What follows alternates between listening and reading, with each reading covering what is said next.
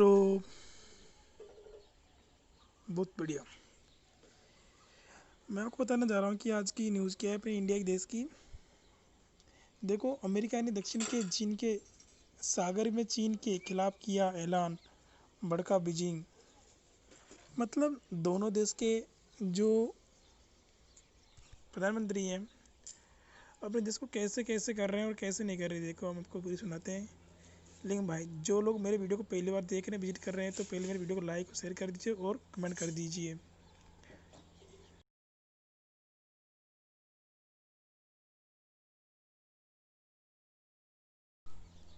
चलो अपन अपने वीडियो को शुरू करते हैं।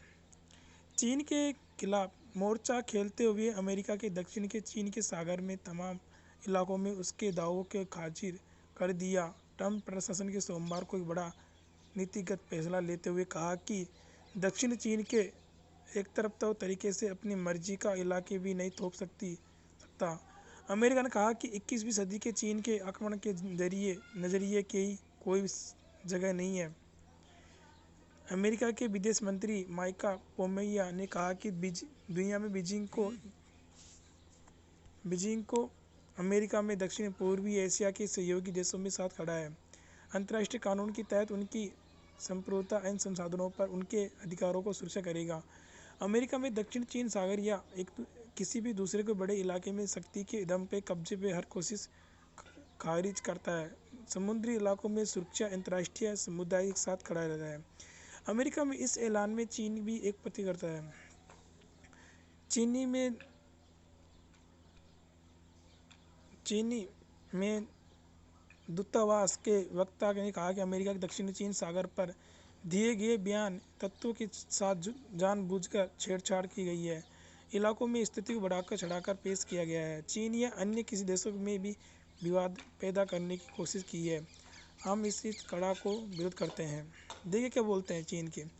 दक्षिण चीन के सागर में कहा कि वियतनाम में, इंडोनेशिया में, मलेशिया, ब्रिजनी और फिलीपींस, ताइवान के बीच में विवाद है। नाइसन एंड डेक्स के लाइक के नाम से पहचाने जाने वाले इलाके में चीन का अपना दावा पेश करता है। पे चीन बना रहा है। चीन के पिछले कुछ दिनों में अपनी नौसेना की मौजूदगी इन इलाकों में बढ़ा दी। इसके दक्षिणी चीन सागर में तनाव बढ़ गया है। पोम्पियो ने कहा कि चीन ने कहा कि कानूनी तरीके से समुद्री क्षेत्र में दावा नहीं कर सकता, चाहे तो वो काबर्टो लीप हो या द्वीप हो। यह 12वीं नौटिकल मील की ज़्यादा समुद्री क्षेत्र पर चीन के दावों में खारिज करता है। इसके अलावा मलेशिया में 50 नौटिकल मील दूरी पर है, जिसमें से समुद्री तट में 1000 नौटिकल मील दूरी पर स्थित है।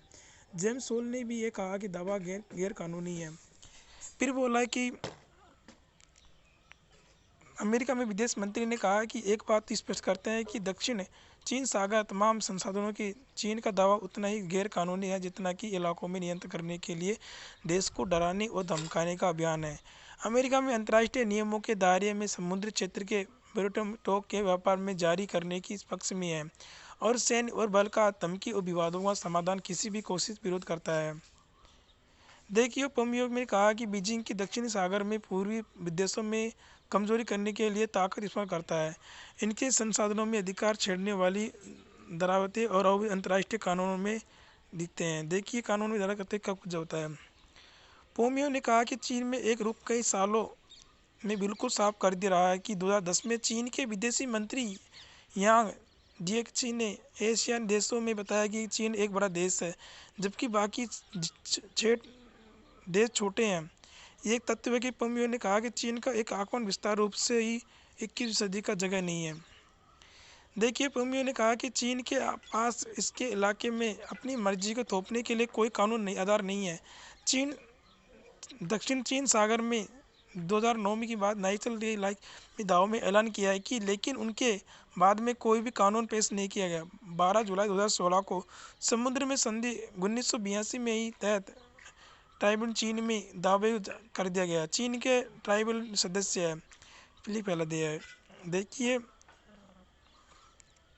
ट्रंप प्रशासन ने इस फिलहाल अमेरिका में और सांसदों में स्वागत किया।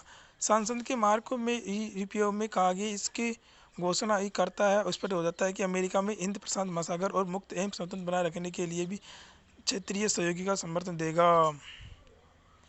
ठीक है दोस्तों, अपनी न्यूज़ इतनी चलती है।